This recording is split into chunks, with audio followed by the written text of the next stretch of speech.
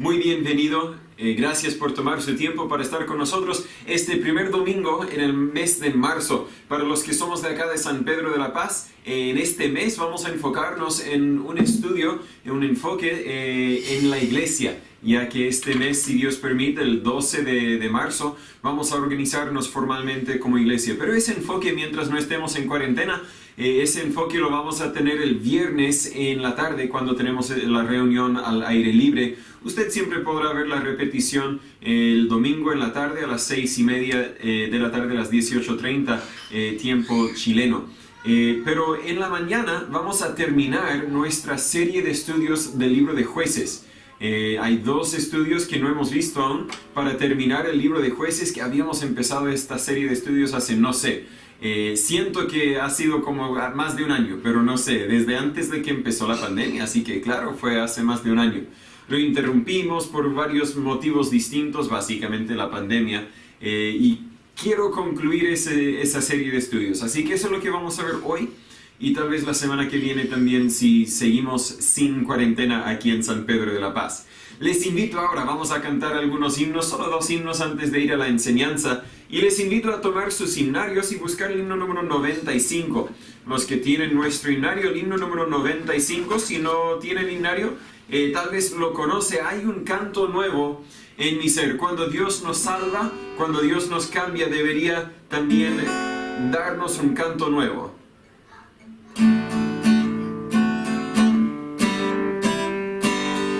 Hay un canto nuevo en mi ser, es la voz de mi Jesús, que me dice ven a descansar, tu paz conquisté en la cruz. Cristo, Cristo, Cristo, nombre sin igual, llena siempre mi alma de esa nota celestial. Tengo de su gracia celestial, gozo en su santo amor, y riquezas fluyen a raudal desde el trono del Señor. Cristo, Cristo, Cristo, nombre sin igual, llena siempre mi alma de esa nota celestial. Por las aguas hondas me llevo, pruebas en mi senda tu áspero sendero él me guió, mas sus huellas seguiré. Cristo, Cristo, Cristo, nombre sin igual, llena siempre mi alma de esa nota celestial.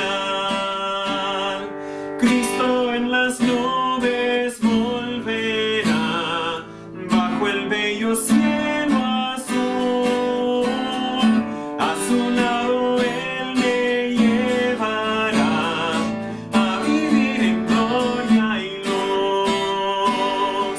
Cristo, Cristo, Cristo, nombre sin igual, llena siempre mi alma de esa nota celestial.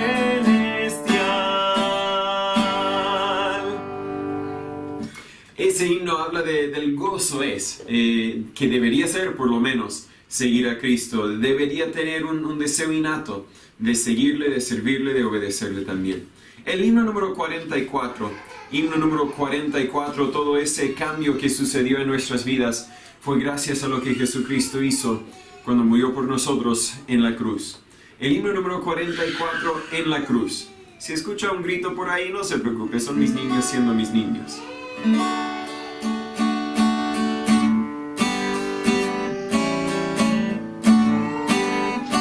Con pena amarga fui a Jesús, mostréme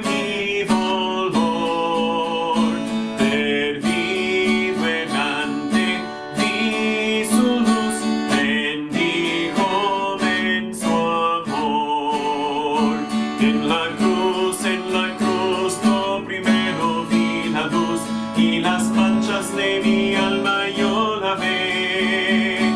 Fue allí por fe lo vi a Jesús y siempre feliz con él seré.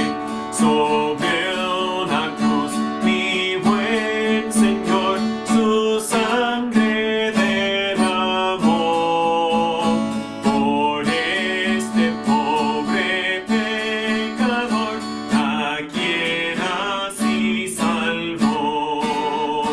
En la cruz, lo primero vi la luz y las manchas de mi alma yo lavé.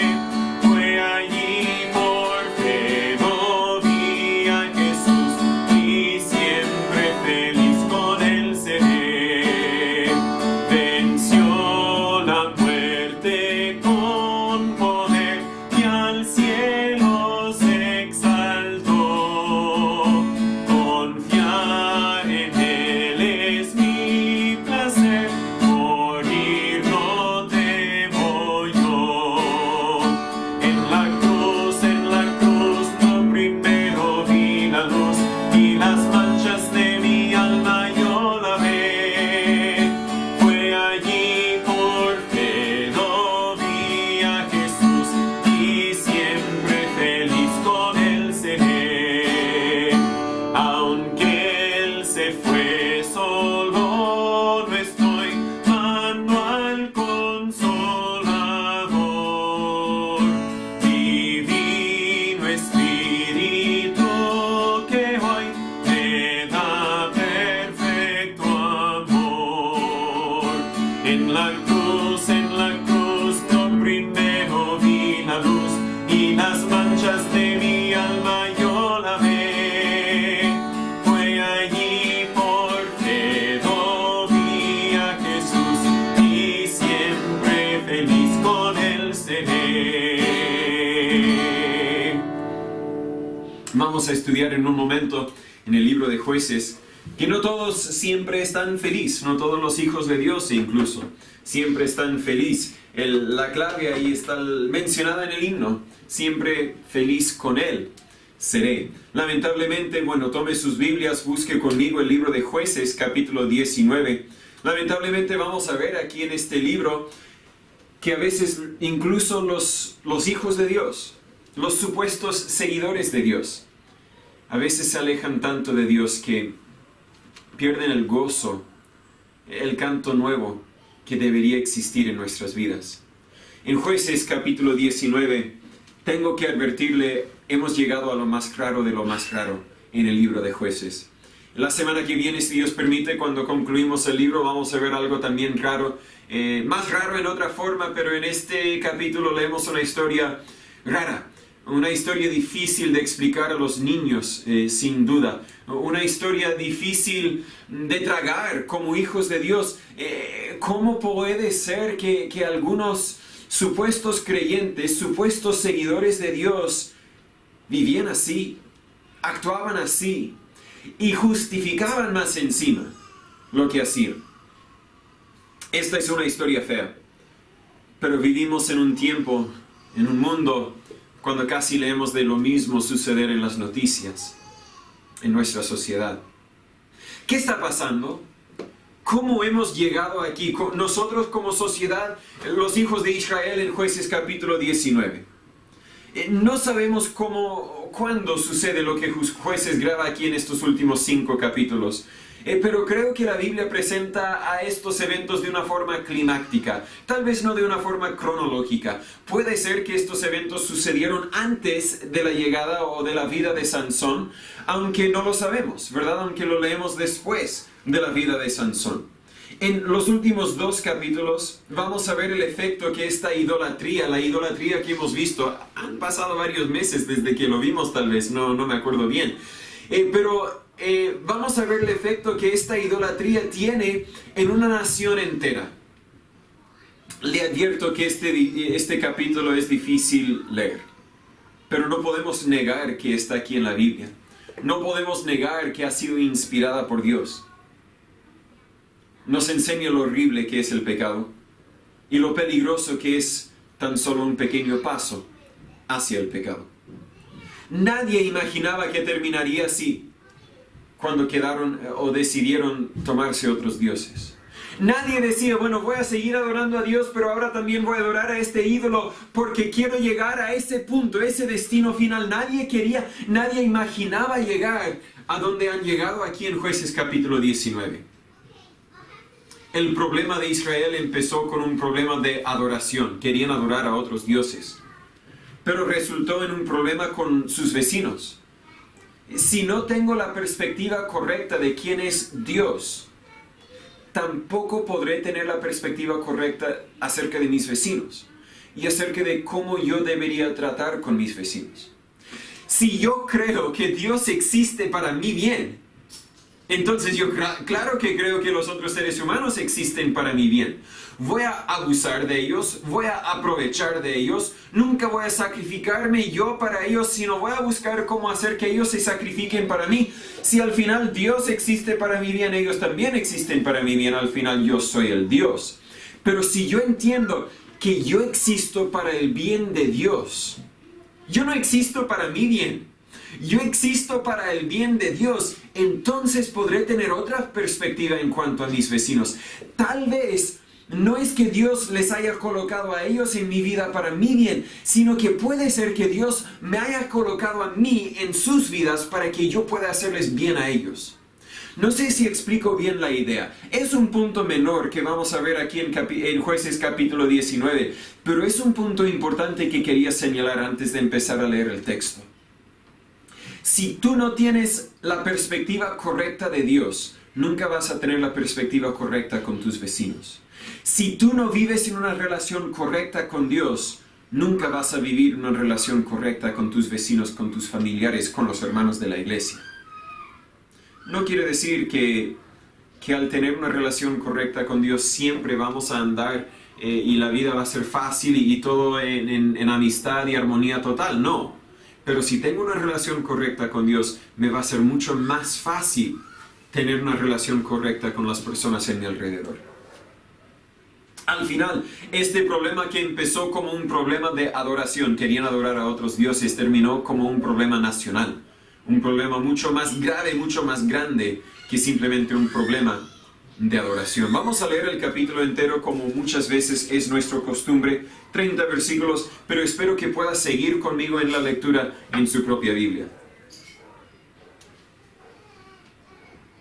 La Biblia dice en Jueces capítulo 19, versículo 1: Y aconteció en aquellos días cuando no había rey en Israel. Acuérdese, ese era el problema, la raíz del problema. No es que no tenían rey físico, ¿verdad? Van a tener el rey Saúl, y el rey Saúl no les va a solucionar el problema. Más adelante el tema estará un poco mejor bajo el reino de David, y luego bajo el reino de Salomón todo va a ir más o menos, por lo menos más bien que mal, podríamos decir. Pero después de eso, la mayoría de los reyes que van a tener los hijos de Israel, los israelitas, les van a causar muchos problemas. ¿Por qué? Porque incluso teniendo rey físico, no tenían rey espiritual.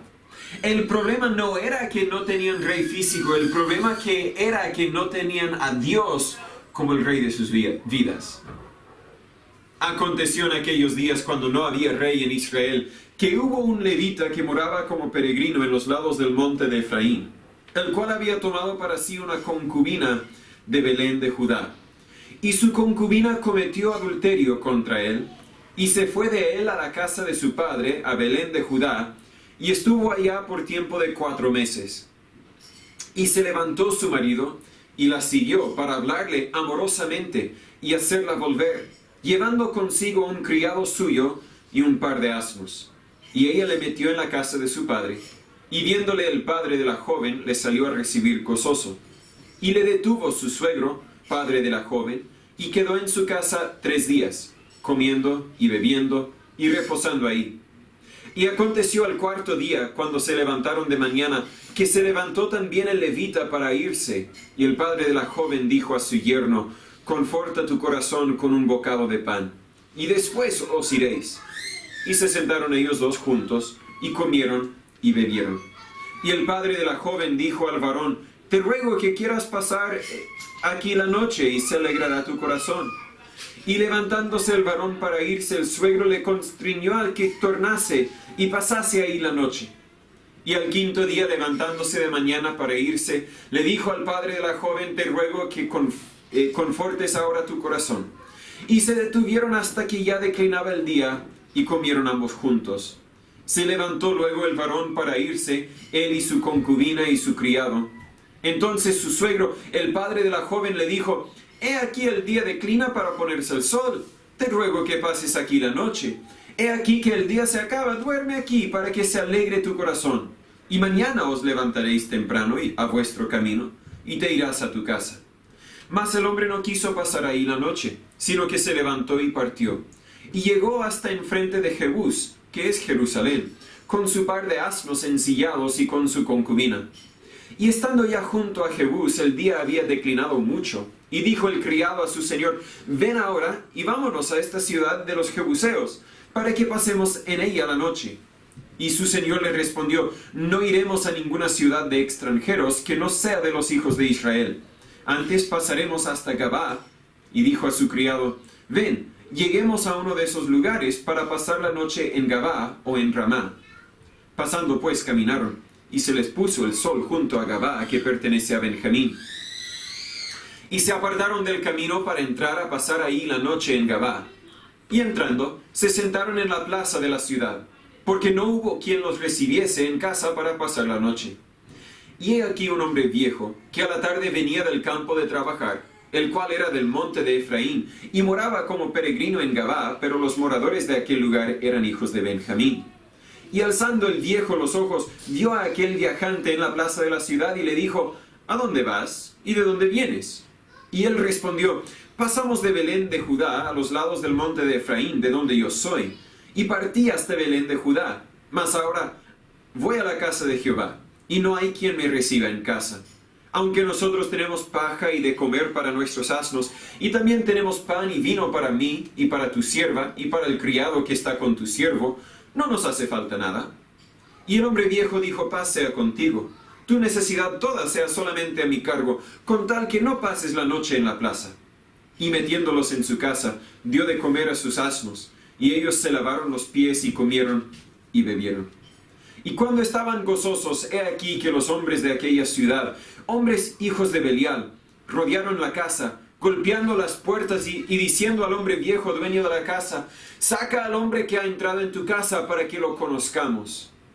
Y saliendo a ellos aquel varón, amo de la casa, les dijo: no, hermanos míos, os ruego que no cometáis este mal, para que este hombre, pues que este hombre ha entrado a mi casa, no hagáis esta maldad. He aquí mi hija virgen y la concubina de él, yo os las sacaré ahora. Humilladlas y haced con ellas como os pareciere, y no hagáis a este hombre cosa tan infame.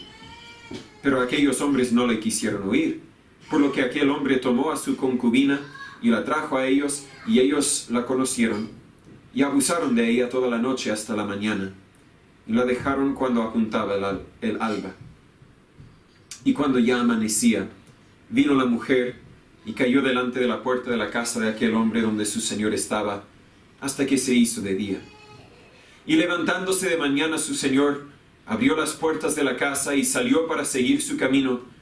Y he aquí la mujer, su concubina, estaba tendida delante de la puerta de la casa, con las manos sobre el umbral. Y él le dijo: levántate y vámonos. Pero ella no respondió. Entonces la levantó el varón, y echándola sobre su asno, se levantó y se fue a su lugar. Y llegando a su casa, tomó un cuchillo, y echó mano de su concubina, y la partió por sus huesos en 12 pedazos, y los envió por todos los términos de Israel. Y todo el que lo veía decía: jamás se ha hecho ni visto cosa semejante, desde el tiempo que los hijos de Israel subieron de la tierra de Egipto hasta hoy. Considerad esto, dad consejo y hablad. No es la primera vez que leo el capítulo, pero eso no quiere decir que se me hace más fácil leerlo. Leer de la maldad que existía, no dentro de los incrédulos, sino dentro de los supuestos seguidores de Dios. Oremos. Señor, Padre, gracias por su palabra. Gracias por la gran advertencia que es a nuestras vidas. Señor, ha afectado mis emociones, ha afectado mi corazón simplemente leer de esta maldad una vez más. Pero Señor, perdónanos, porque muchas veces somos buenos para criticar la maldad de otros. Ignoramos nuestra propia maldad. Señor, perdónanos, cámbianos, lávanos de nuestra maldad, personal, nacional. Ayúdanos a vivir por ti. Enséñanos por medio de tu palabra, para que la verdad de ella nos afecte, nos cambie. Y Señor, ayúdanos a no terminar como los hijos de Israel. En el nombre de Jesús pedimos todo esto. Amén. ¿Cómo podría suceder algo así dentro de la nación que era el pueblo de Dios? Vamos a tomar un tiempo para explicar, para asegurarnos de que hayamos entendido bien lo que sucede aquí. Y luego vamos a sacar algunas verdades para aplicar a nuestras vidas. Primero regresa conmigo al versículo 1 y observa que este levita moraba como peregrino en los lados del monte de Efraín. La frase moraba como peregrino indica que no tenía mucho propósito en su vida. Tal vez porque nadie estaba adorando a Dios como deberían. Parece que se entregó a la vida de placeres, ¿verdad? Nadie estaba adorando a Dios. No hay necesidad de levitas, ¿verdad? Vamos a adorar a Dios de nuestra forma, así que no tenemos que seguir la ley. Tú, levita, no hay propósito para ti. Tú anda, haz lo que tú quieres. Puede ser que le dieron ofrendas. Puede ser que le honraron, le dieron mucha plata de alguna forma de decir, mire, estamos adorando a Dios porque estamos dando plata al levita que eran los sacerdotes que Dios había elegido para su pueblo. Y puede ser que toda esa plata, sin mucho trabajo, le llevó a entregarse a la vida de placeres, ¿verdad? A buscar lo que él quería, sin tener mucho propósito en su vida, sin tener una idea clara de lo que Dios tenía o quería para él. ¿Cuál era la voluntad de Dios para él? Enseñar la verdad. Fácilmente. Él, que era levita, que supuestamente tenía la responsabilidad de alguna forma de conocer, de estudiar bien a la ley, el Pentateuco, si no me equivoco, así se dice en español, los primeros 5 libros de la Biblia, lo que tenían a la mano. Tal vez él no tenía una copia, pero era su responsabilidad ir a donde podría encontrar una copia. Era su responsabilidad conocer la ley de Dios y por lo tanto, teniendo ese conocimiento, debería haber usado ese conocimiento para enseñar al pueblo. Oye, hermanos, esto es malo, no deberían vivir así. Tenemos que adorar a Dios y solamente a Dios. No podemos adorar a otros dioses. Él tenía una responsabilidad que le fue entregada, otorgada por Dios mismo. Pero no lo estaba cumpliendo. Moraba como peregrino. Él en su propia vida ya había decidido, no voy a obedecer a Dios. Me gusta la vida de lujo que tengo. Me gustan las ofrendas que me traen. Me encanta que no tengo que hacer nada. No tengo que sembrar, no tengo que cosechar. Tal vez ni tengo que cortar leña. Porque me traen todo lo que necesito. Yo lo único que tengo que hacer es mantenerme calladito.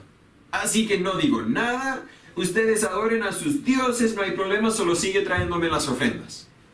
Hay un punto ahí para algunos pastores hoy día. Ese no era el punto principal. Pero hay algo que podemos decir ahí. Ve a una mujer. La Biblia dice en versículo 2 que era su concubina. En versículo 1 había tomado para sí una concubina de Belén de Judá. Al llamarla concubina, era una mujer con quien tenía una relación legal. Versículo 3 dice, se levantó su marido. Así que de alguna forma su cultura entendía que estaban casados, pero no casados. Tenían una relación legal, pero ella no recibía el honor, el amor, el respeto y el cuidado que una esposa merece. Hoy día existe lo mismo. No las llamamos concubinas. Las llamamos pololas a veces, las llamamos mi mujer. A veces incluso las llamamos mi esposa. Pero no las damos el honor, el amor, el respeto, el cuidado que merecen. No tenemos una relación correcta con nuestra esposa, la tratamos más bien como concubina. Espero que no estoy hablando de nadie dentro de nuestra iglesia. Si yo pensara que hubiera alguien así dentro de la iglesia, yo como pastor me sentiría responsable de intervenir de alguna forma. Pero sucede en nuestras culturas, en nuestra cultura. Sucede incluso en la cultura cristiana, entre comillas, ¿verdad? No debería suceder, pero sucede. Parece que esta mujer, esta concubina, no era mucho más o incluso tal vez nada más que una esclava sexual. Tú puedes vivir en mi casa, tú puedes comer de mi mesa, pero tú vas a hacer lo que yo digo. Cuando yo le digo, tú existes solamente para mi placer. Acuérdese lo que habíamos dicho al principio: si creemos que Dios existe para nuestro placer, también creemos que las personas existen para nuestro placer. Si creemos que Dios debe servirnos a nosotros y no nosotros a Dios, también creemos que las personas, incluso nuestro cónyuge, nuestro esposo o esposa, existe para servirme a mí, en vez de yo existir para servirle a él o ella. No es siempre así con todas las concubinas en la Biblia. Otros en la Biblia tenían concubinas porque querían tenerlas como esposas, pero esposas menores a la esposa que ya tenían. Tampoco es bíblico. Era algo que hacían en la cultura. Parece que Dios de alguna forma lo toleraba, pero nunca veo que Dios lo bendecía. Cada vez cuando hay un varón que tiene relaciones conyugales con más de una sola mujer, cada vez lo vemos presentado como la raíz de muchos problemas. Es un punto aparte también. Como dije, quería explicarlo y luego vamos a ver las verdades, pero en la explicación vamos a ver algunas verdades también. Ella, en el versículo 2, cometió adulterio contra él. Adulteró con otras personas y luego huyó hasta la casa de su padre. Pienso yo, sin duda, hay duda porque no lo digo con 100% certeza, pero pienso yo lo más probable es que ella huyó a la casa de su padre porque sabía que su esposo, su marido, dice en versículo 3, estaría enojado con ella y le abusaría aún más. Entonces se fue al único lugar donde creía que tal vez encontraría refugio, el único lugar donde tal vez encontraría amor que no estaba ligado a relaciones sexuales: la casa de su padre. Él la dejó ahí por 4 meses y luego dijo: debo ir a buscar mi cónyuge, mi concubina, ¿verdad? Porque la quiero. Me hace falta los placeres que ella me servía, ella me ofrecía. Entonces fue para hablarle amorosamente, la Biblia dice en versículo 3. No puedo imaginar las palabrerías que él quería presentarle a ella. No sé cuánto tiempo llevaban juntos, pero me imagino que durante ese tiempo juntos, él no hacía casi nada para demostrarle amor. Y hay esposos y esposas, me estoy desviando de las notas, hay esposos y esposas que llevan mucho rato juntos, tal vez tienen beneficios económicos juntos, pero no han demostrado amor. Y cuando la relación se pone difícil y cuando tal vez se alejan de alguna forma emocional, por lo menos el uno del otro, dicen: bueno, voy a solucionar esto al hablarle amorosamente. No vas a solucionar esto hasta que empieces a demostrar amor sincero. Pero este hombre de alguna forma era muy bueno con sus palabrerías. O tal vez tenía mucha plata y ella no tenía muchos recursos económicos y lo convenció con el argumento económico. No lo sé. No puedo imaginar cómo es que él le convenció a ella a regresar con él. Puede ser que tenían un contrato legal, que él la había comprado de su papá y el papá había firmado un contrato legal básicamente vendiéndola como esclava. No tengo idea, la Biblia no lo detalla para nosotros. Él llega a la casa del suegro y el suegro le encuentra, hacen una fiesta, la Biblia dice comían y bebían. Por seguro estamos hablando de beber alcohol. Se queda ahí por muchos días. El levita quiere salir, el suegro dice: no, quédate otro día y mañana te vas a ir. Pero llega mañana, el levita quiere irse: quédate otro día y mañana vas a ir. El mañana de la cultura latinoamericana, ¿cierto? El mañana que simplemente significa no voy. Finalmente el levita insiste en salir. están en el viaje, se está haciendo de noche, no tienen, ¿verdad?, lámparas en sus asnos, no tienen lámparas, tal vez tenían algún fuego que podían llevar para alumbrar el camino, tal vez la luna alumbraba el camino, pero el camino se está poniendo peligroso. Hay ladrones fuera de las ciudades.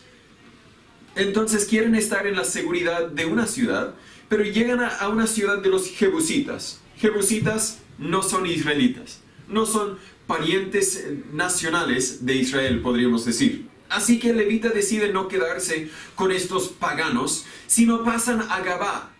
Pero llegan a Gabá y nadie de sus parientes nacionales, podríamos decir, nadie les invita a su casa. Así que dicen, no hay problema, por lo menos estamos seguros de los ladrones, estamos dentro de la ciudad y la protección que debería ofrecer la ciudad, vamos a pasar la noche aquí en la calle, no hay problema. Llega un viejito. No sé si se dio cuenta, pero el viejito era del mismo lugar, de alguna forma, del mismo lugar que este levita. Dice el monte de Efraín, versículo 18, el levita dice, pasamos de Belén a Judá a los lados del monte de Efraín, de donde yo soy. Pero el viejito, no anoté el versículo, algunos versículos anteriores, en versículo 16, dice, el cual era del monte de Efraín. Tenían algo en común. Así que este viejito, este hombre viejo dice, mira, ven, quédate en mi casa, conversemos, ¿verdad? Vamos a tener una buena conversación, tú dime cómo está mi tierra, mi ex tierra, ¿verdad? Ven a mi casa, yo me encargo de ti, de tu asno, de las personas, tu concubina y el criado que viene contigo, ven a mi casa. Parece en versículo 22 que ahí hacen otra fiesta, no sé si se dio cuenta. Versículo 21, se lavaron los pies, comieron y bebieron. Y en versículo 22, cuando estaban gozosos. Creo que este gozoso no era el gozo del Señor, sino el gozo del alcohol. Se hacía en otra fiesta alcohólica. Estaban ahora borrachos. Y llegan algunos hombres de Belial, la Biblia dice. Estos hombres de Belial demandan que el viejito eche fuera al levita, para que puedan abusar del levita. Estamos hablando de eventos, claro, difíciles para comentar. Se escapó esa mosca. Me distrajo. El viejito se siente responsable para proteger a su amigo, ¿verdad? Su amigo del alcohol. El viejito sin duda está borracho. El viejito sin duda no está pensando con toda su mente, con todos sus cilindros, podríamos decir. Les ofrece a su hija virgen y la concubina del levita que habían venido. Está diciendo a los hombres de Belial, mire, tome las mujeres mejor, pero no voy a echar fuera al levita porque es mi invitado y es mi compatriota, vino de mi tierra y queremos seguir emborrachándonos. Así que para que no nos molestes más, te vamos a dar mi hija y la concubina del levita. ¿Qué estaba pensando? Acá en Chile estamos todavía algunos en shock de lo que sucedió con Tomasito, aquí cerca, en Arauco, si no me equivoco. Un niño de 3 años, los que no conocen, que fue encontrado muerto después de pasar como 9 días buscándolo, y su tío abuelo, si no me equivoco, es el acusado de haberlo matado. No se conoce todos los detalles, si murió a causa de un acto intencional o si murió simplemente por descuidado. Pero estamos en shock. ¿Cómo puede ser que una familia deje que un niño de 3 añitos muera? No es tan distinto, tal vez. No conozco todos los detalles. Es distinto. Porque este evento, a mi parecer, es mucho peor que un papá ofreciera a hombres de Belial, hombres rebeldes a Dios. No creo que son creyentes de Dios, aunque puede ser que en algún momento de sus vidas habían profesado ser creyentes de Dios. Hombres que viven en rebeldía a Dios. Dicen, échanos fuera, no a las mujeres, échanos fuera a este varón, para que lo conozcamos. Estamos hablando de abusar de él sexualmente, para decirlo en blanco y negro. Y en vez de decir no, el papá dice, toma a mi hija virgen. Estos eventos suenan muy parecidos a lo que pasó con Lot en Sodoma y Gomorra, si se acuerda bien. Llegan algunos hombres, si bien entiendo eran ángeles enviados de Dios en forma de seres humanos, que habían llegado a la casa de Lot para advertirle a Lot: Lot, sal de la ciudad porque Dios la va a destruir mañana. Y en la noche lo mismo, hombres homosexuales vienen, tocan la puerta y dicen: mándanos, entréganos a estos varones que han llegado porque queremos abusar de ellos sexualmente.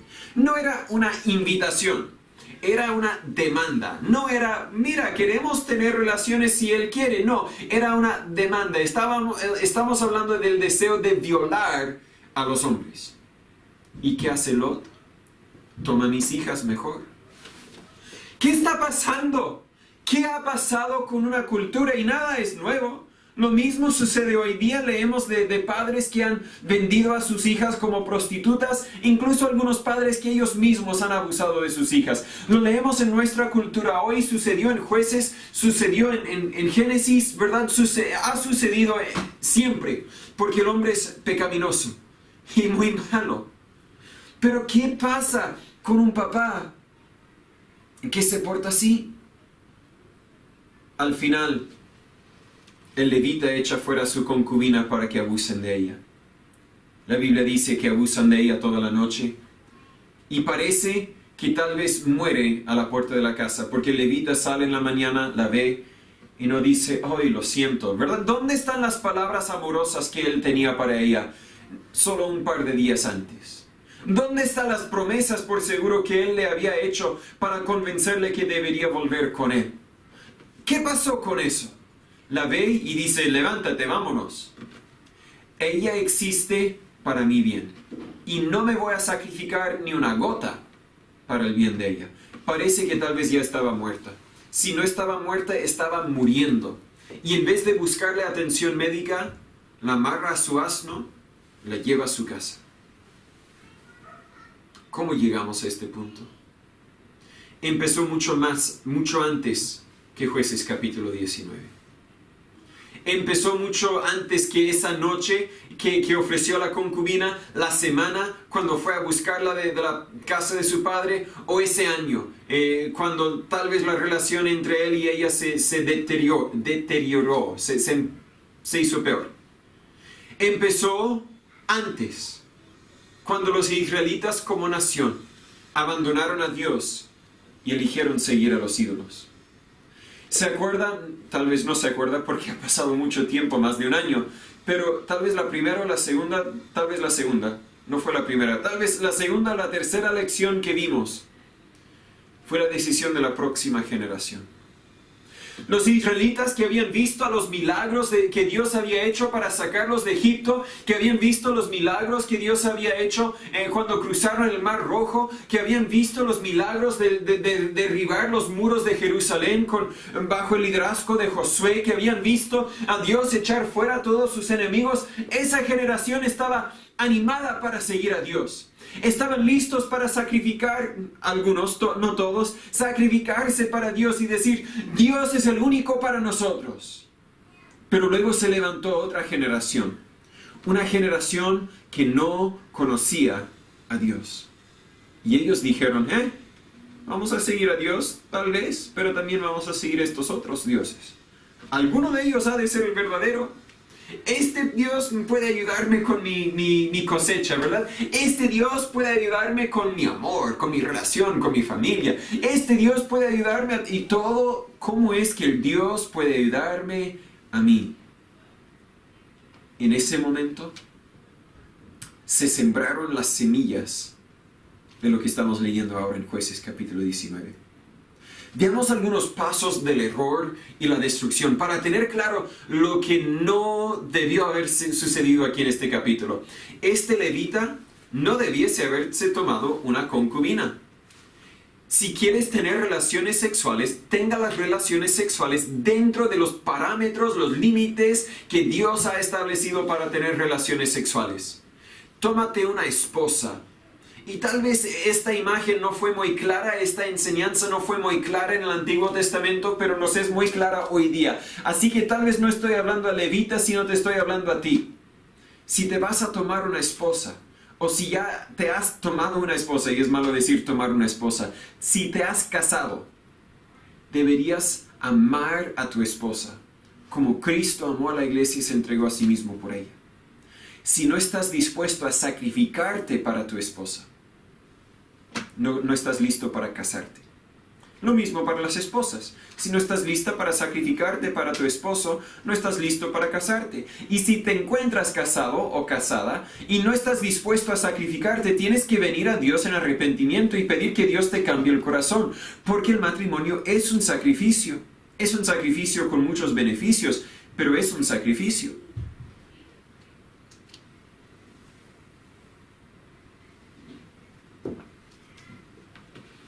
Parece que en ese momento la cultura aceptaba la práctica de tomar concubinas. Pero el simple hecho de que la cultura lo acepta no quiere decir que Dios lo aprueba.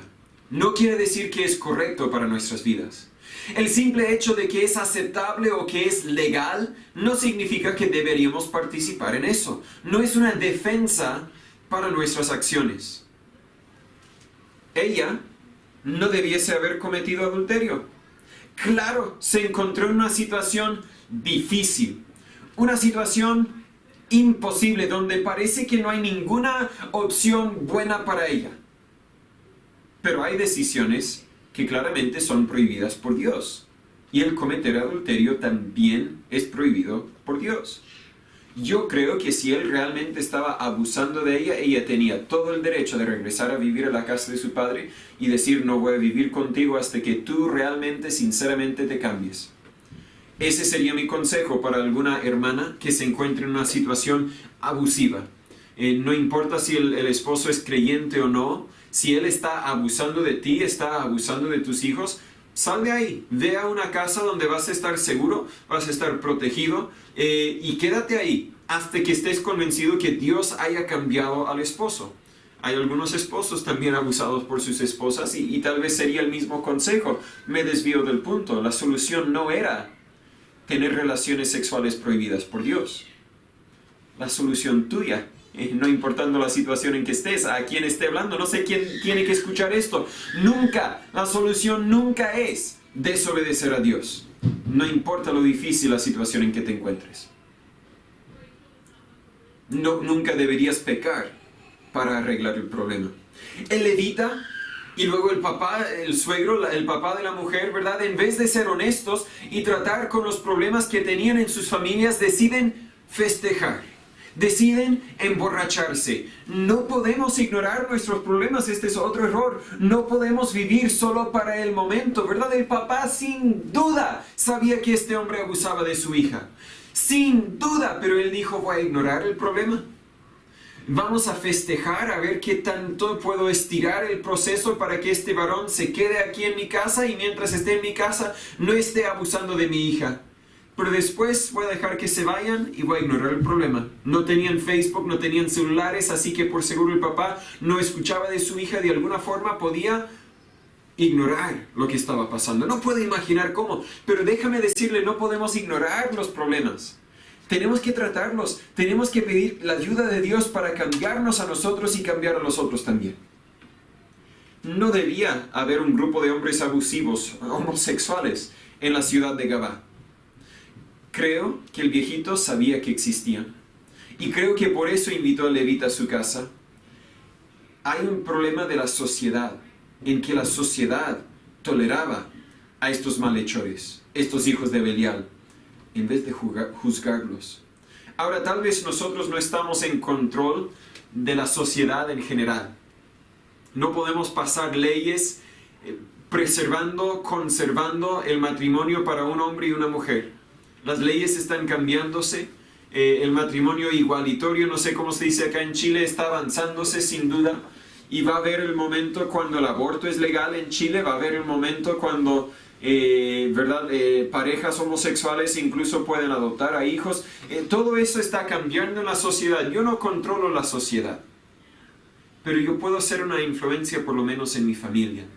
Yo puedo ser una influencia por lo menos en mi iglesia, para que como iglesia nunca lleguemos al momento donde aceptemos, donde toleremos el pecado y la suciedad. El viejito nunca debería haber ofrecido a su hija y la concubina a estos hombres. Dios nos hizo como hombres a ser protectores del hogar.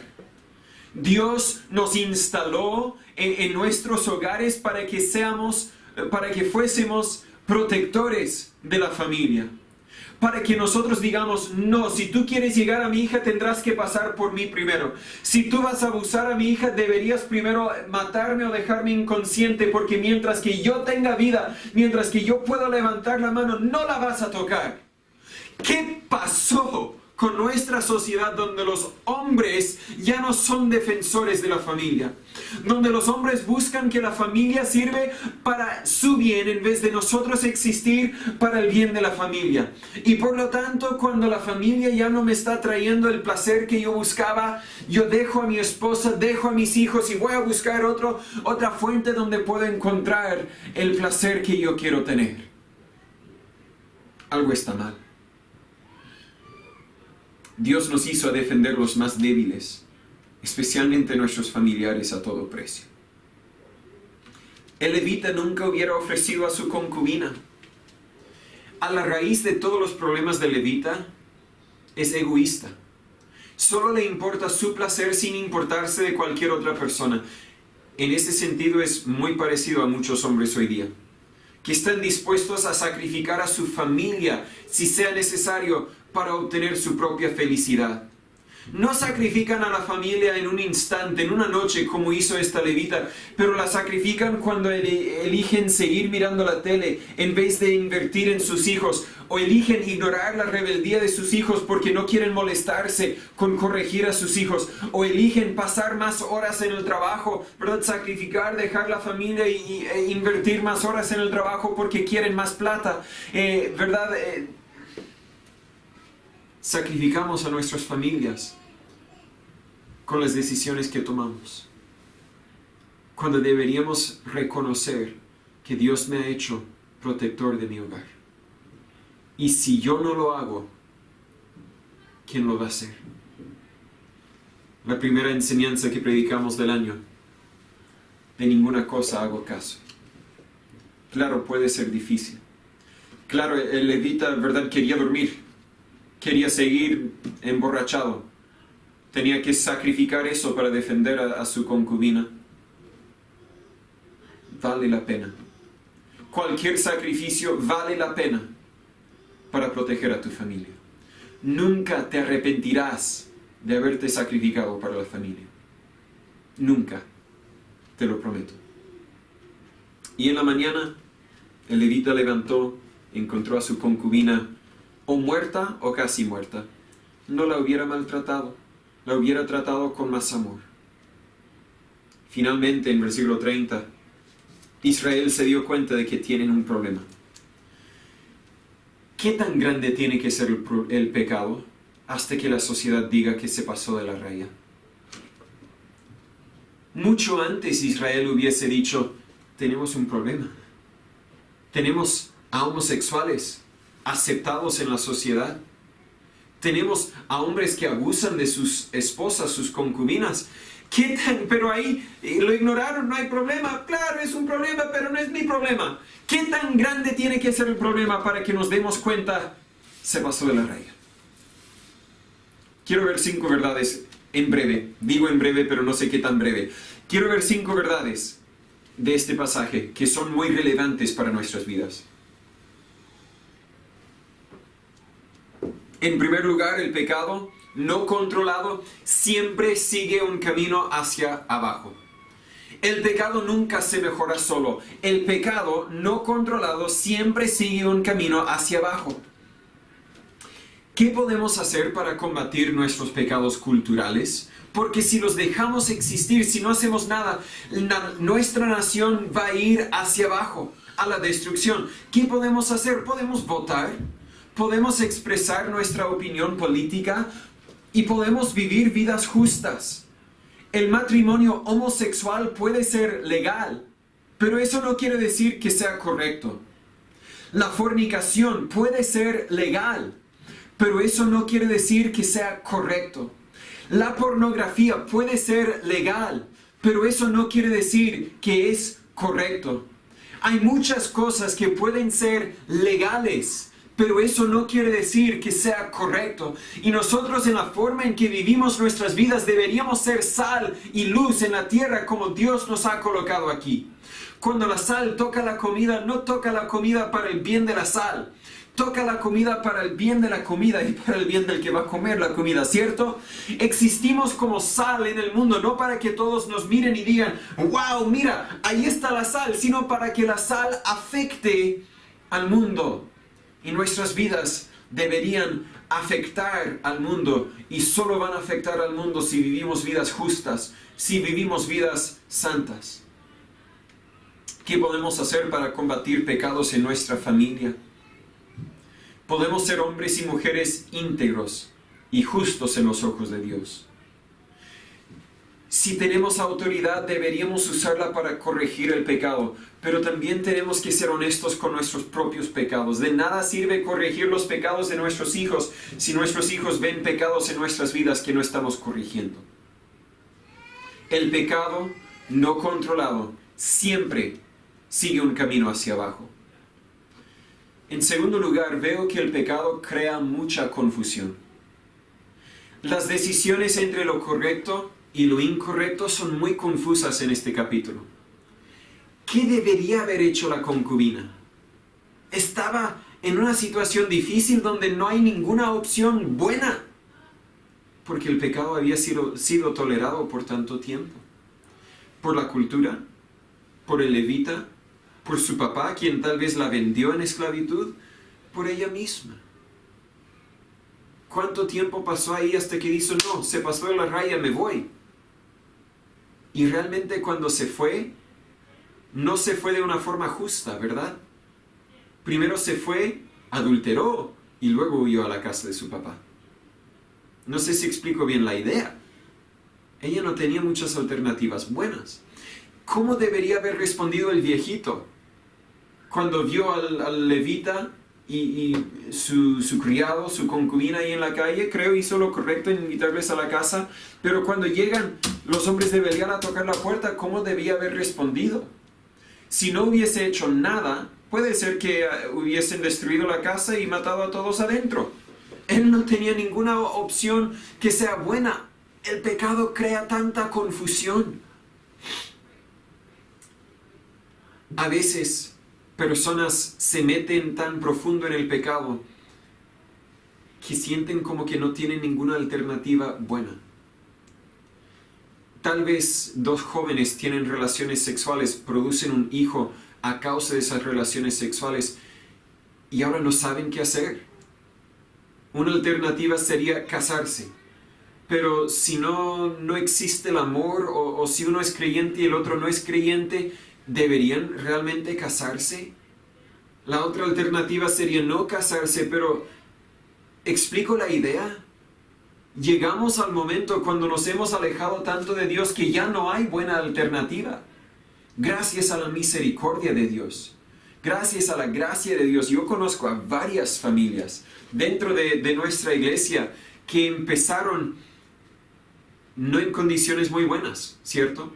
Empezaron con una decisión que tal vez no fue la correcta como jóvenes, pero de ahí decidieron, voy a obedecer a Dios, voy a hacer lo correcto, y Dios les ha bendecido a todo parecer con un matrimonio feliz, un hogar contento. Dios ha suplido por sus necesidades y han podido obedecer a Dios de ese punto en adelante. No quiero decir que algunas decisiones te dejan destinado a una vida de confusión y sufrimiento. No es lo que quiero decir, sino quiero decir que el pecado crea mucha confusión.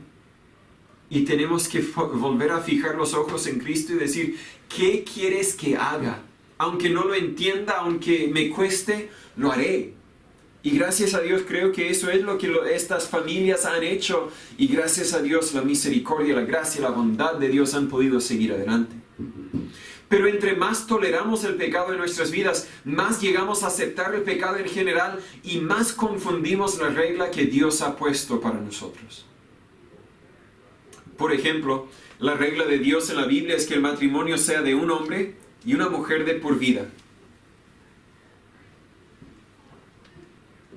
La regla de Dios es clara y sencilla, pero cuando empezamos a cambiar esa regla un poco, cuando el primer paso de cambiar esa regla, permitir y hacia promocionar el divorcio, después vamos a querer cambiarla otro poco, y luego otro poco, y otro poco, hasta que lleguemos al punto como cultura y no estamos lejos de ahí. Espero que estemos lejos, pero pienso que no estamos muy lejos de ahí.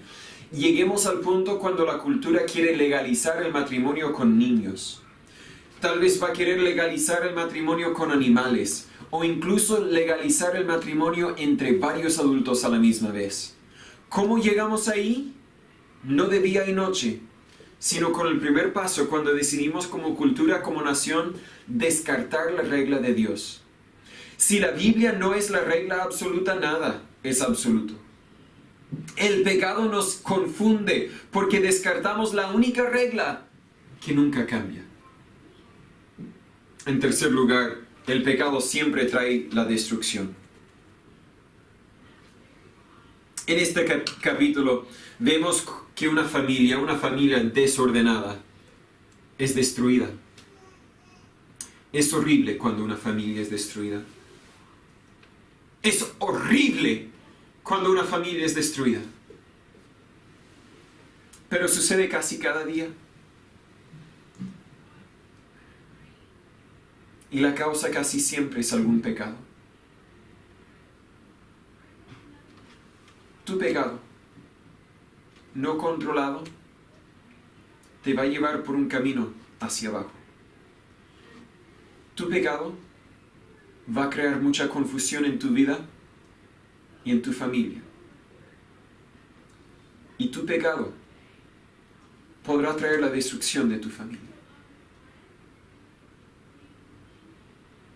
Si no escuchas nada más, si no captas nada más de este mensaje, cacha el peligro del pecado. Te va a destruir. No de día y noche tal vez, porque existe la gracia, existe la misericordia de Dios. Dios siempre en la nación de Israel estaba diciendo, oye, vuelve a mí, oye, sométete a mi ley, oye, aquí estoy, quiero ser el rey espiritual de tus vidas y puedo solucionar todos tus problemas si simplemente te sometes a mí. Pero Israel dijo, no, estamos bien, gracias, estamos contentos con nuestra multitud de dioses, vamos a vivir nuestra vida como nosotros queremos. Y no fue de día y noche, pero tras el paso de tiempo llegaron a este momento de destrucción, y la destrucción solo ha empezado. Esta familia quedó destruida, pero la semana que viene, si Dios permite, en los siguientes 2 capítulos, vamos a ver que una nación entera va a estar destruida. Literalmente una tribu entera, casi entera, estará destruida. Lo bueno es que Malaquías 4:6 sigue siendo cierto. La Biblia dice, Dios convertirá el corazón de los padres hacia los hijos y el corazón de los hijos hacia los padres. Déjame decir que no importa qué tan destruida tu familia puede estar ahora mismo o qué tan cerca a la destrucción tu familia pueda estar, Dios es un Dios que restaura las familias. Dios es un Dios que puede cambiar los corazones. Dios es un Dios que puede obrar donde nadie más puede obrar. Simplemente tienes que asegurarte que Dios sea tu Dios. En el siguiente capítulo, toda la ciudad de Gabá será destruida. En capítulo 21, casi toda la tribu de Benjamín será destruida. Pero el pecado destruirá a tu familia, pero te destruirá a ti también. Número 4. El pecado nos lleva a actuar de una forma ridícula. Espero que usted tenía la misma reacción que yo cuando leímos este capítulo. Esto es ridículo. Esto es apestoso. Pero a ninguna de estas personas les pareció raro. Hasta el final. Esto resulta cuando el pecado es aceptado y normalizado. Por ejemplo, los encuentros comunes, los encuentros típicos, los encuentros sexuales que encontramos en la televisión. Alguien hizo un estudio no sé, no me acuerdo el porcentaje, pero la gran mayoría de los encuentros sexuales presentados en la televisión son encuentros entre dos personas que no son casados. La cultura, la televisión, promueve fornicación, adulterio, incluso homosexualismo. Lo promueve y llega a ser aceptado por la cultura. No me acuerdo porque yo no estaba vivo, pero todavía vemos algunos programas en blanco y negro. Ni sé cómo traducir los programas, así que no les diré cómo se dice en español. Ni sé si han sido traducidas al español. Pero hace unos 40 años, tal vez ni hay que ir tan atrás, cuando mostraban el dormitorio de un matrimonio, siempre habían dos camas individuales. Nunca demostraban al esposo y la esposa, aunque estén casados, nunca los ilustraban en la misma cama. ¿Por qué? Porque eso sería un shock presentarlos en la misma cama. Eso no se presenta en la tele. Queremos proteger a nuestros niños y no queremos que los niños entiendan que un hombre adulto y una mujer adulto duermen en la misma cama porque, tal vez se van a enterar de que tienen relaciones sexuales y, tenemos que proteger a los niños y no vamos a poner esa suciedad en la televisión. Ahora la Biblia nos dice que el matrimonio es honroso en todo y el hecho sin mancilla. Así que no hay nada malo en demostrar que un hombre y una mujer casados comparten la misma cama. No me acuerdo, no estaba ahí cuando sucedió, pero sucedió que luego la televisión empezó a presentar al matrimonio en la misma cama. Y la cultura lo aceptó, y es bien, yo creo que está bien presentarlos en la misma cama. Pero luego empezaron a ir otro paso y demostrar al esposo y la esposa no tan solo besándose, sino besándose y tocándose. Con la ropa puesta, ahí llevamos otro paso. Lo que debería ser íntimo dentro de la pieza, en la cama matrimonial, ahora se estaba haciendo en público, a luz de todos. Y después otro paso. Luego empezaban a besarse y a quitarse la ropa, pero se mantenía la ropa interior por lo menos. Y luego otro paso, donde se quitaban toda la ropa. No, tal vez no mostraban partes íntimas, estaba todo oscuro, todo tapado. Y luego otro paso, y luego otro paso, y luego otro paso. Y la cultura va a seguir tomando pasos. Porque el pecado crea confusión. El punto que quería señalar, ese era el segundo punto. El pecado nos lleva a actuar de una forma ridícula. Si tú hubieras dicho hace 40 años a los adultos en ese momento, que ahora tal vez son nuestros abuelos, les hubieras dicho, los niños en ese tiempo, que ahora son nuestros abuelos, adultos, no sé, si les hubieras dicho, tus nietos estarán cambiando los canales y verán partes íntimas, sin quererlo, sin querer verlo, van a ver programas mostrando partes íntimas, estarían en puro shock. Me acuerdo cuando veíamos cualquier programa con mi abuela, ahora está en el cielo, veíamos cualquier programa con mi abuela. Si decía una palabra fea, en la escala de feo, donde el 10 es el más feo, una palabra que era el 1 o el 2. Vimos esa palabra y yo no reaccioné, porque era habitual escucharlo en la tele, habitual escucharlo tal vez de algunos amigos, era parte de la cultura para mí. Ella le escuchaba y estaba en shock. ¿Por qué? Porque ella sabía, no deben decir eso. Pero como el pecado había permeado la cultura, para mí no era nada raro. Y ella veía mi reacción y decía, eso es ridículo. Ahora nosotros decimos, no, es que la abuelita era la ridícula. Pero volviendo al tema sexual, hay mucha juventud, incluso jóvenes cristianas, que dicen ver partes íntimas en la televisión, no hay problema. Ver la desnudez total de estas personas que están teniendo relaciones sexuales, no hay problema. Yo, si lo mirara, ¡oh! No puedo ver. Y ellos me miran a mí y dirán, estás loco, estás portándote de una forma ridícula. Pero yo digo, no, tú estás portándote de una forma ridícula. La Biblia claramente, lo estaba leyendo hace poco, las leyes que Dios daba de la desnudez en el libro de Levítico. Me desvío de mis notas, pero el pecado nos lleva a actuar de una forma ridícula. Ahora, la industria de la televisión tiene que producir cosas más y más raras para seguir moviendo la regla de lo que es aceptable. Número 5 y termino. Bueno, repasemos. El primero, el pecado no controlado siempre sigue un camino hacia abajo, nunca se corrige solo. El pecado crea mucha confusión. El pecado siempre trae destrucción. El pecado nos lleva a actuar de una forma ridícula. Y número 5, el pecado nos recuerda que necesitamos un Salvador. El pueblo en versículo 30 empieza a buscar soluciones a este problema, pero no hay cómo responder más que volver a Dios.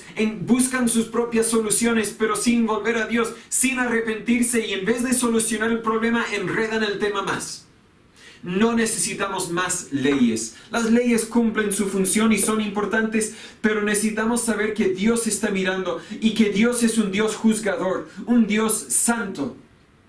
Pero más que eso, necesitamos que Dios gobierne, que sea el rey de nuestras vidas. Necesitamos que Dios cambie el corazón, como David dijo en Salmo 51:10, crea en mí, oh Dios, un corazón limpio y renueva un espíritu recto dentro de mí.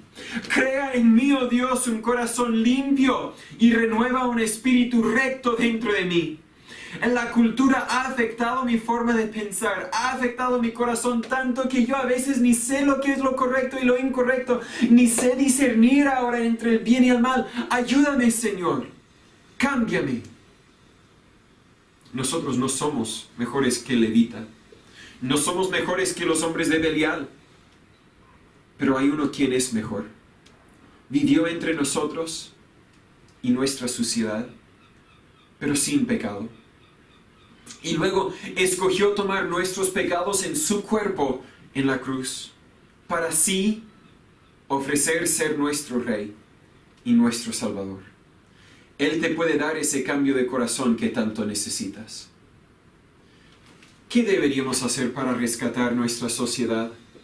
La solución no se encuentra en enseñar morales ni en una constitución nueva.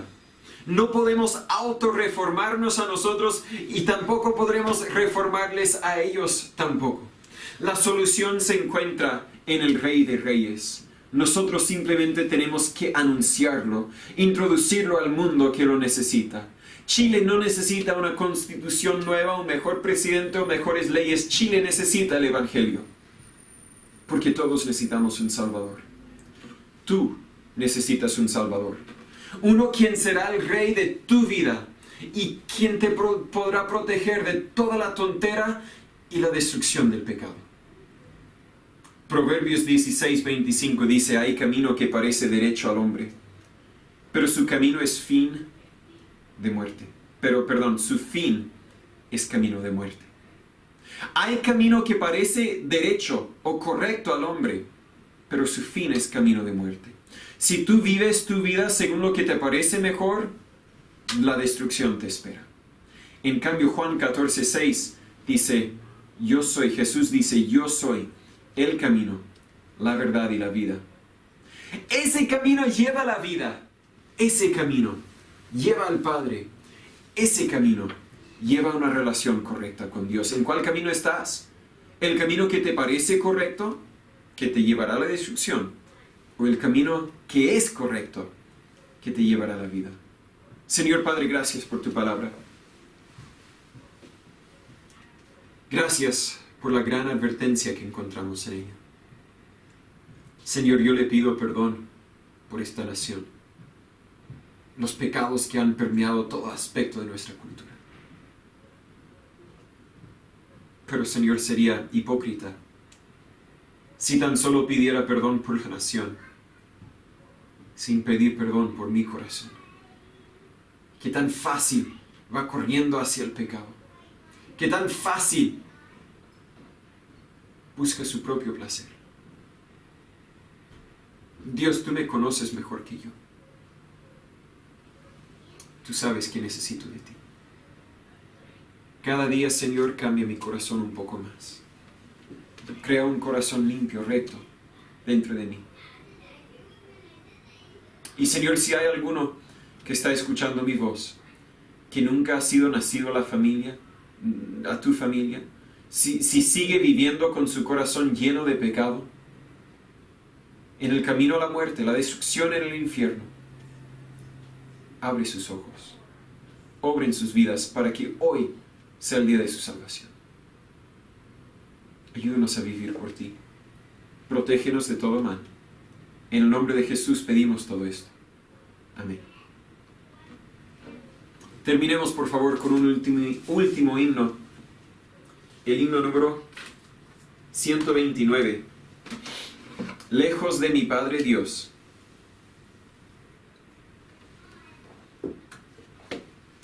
Por Jesús fui hallado. Por su gracia y por su amor fui por Él salvado. Antes de que me digas, bueno, no estoy muy lejos de Dios, déjame decirte, no tienes que estar muy lejos para caer. Vuelve hoy. Himno número 129.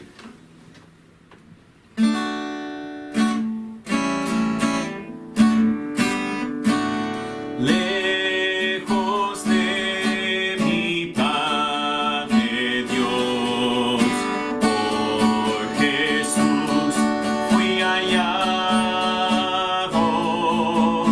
por su gracia y por su amor, fui por Él salvado.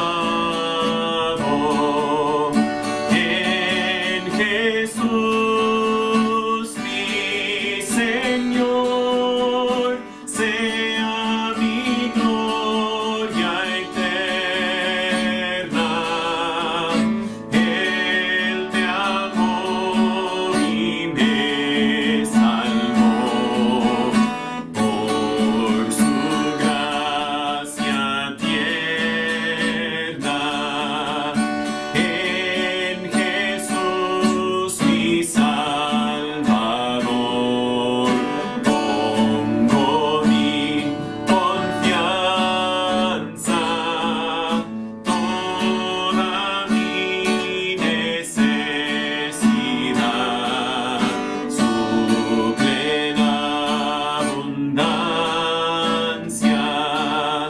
En Jesús mi Señor, sea mi gloria eterna. Él me amó y me salvó por su gracia tierna.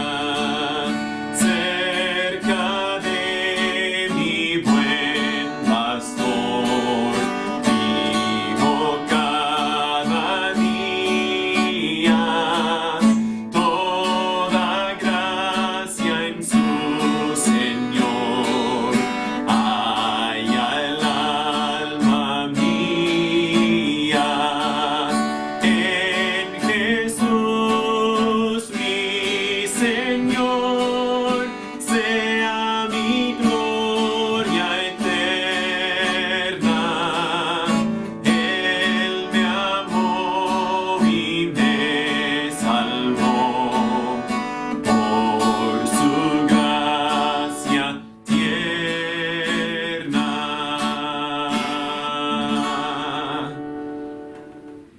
Muchas gracias por su participación. Cuando me están escuchando ya sabremos el anuncio un poco por la semana que viene, pero el lunes será el anuncio más importante. Si todavía no nos han metido en cuarentena, vamos a escuchar el lunes, creo, es la idea, si podremos tener otra reunión el viernes o no. Esa es la meta, poder reunirnos aquí en el patio el viernes 12 de este mismo mes, de marzo, ¿cierto? Para poder organizarnos como iglesia. No va a ser nada súper distinto, vamos a reunirnos, vamos a cantar, vamos a tener una enseñanza enfocada en la iglesia Y luego después los que han decidido ser miembros de la iglesia vamos a firmar un documento que simplemente diga, claro, aceptamos la constitución como la constitución de la iglesia, vamos a hacer una iglesia y luego tal vez tendremos una reunión muy breve de negocios para que como iglesia podemos tomar algunas decisiones importantes, tal vez no dramáticas, ¿verdad? Pero tenemos que elegir un pastor, por ejemplo. Espero que podamos elegirme a mí, pero esa conversación la podemos tener si alguien tiene mejor idea o sugerencia, porque al final no soy yo el que manda, yo no soy la iglesia.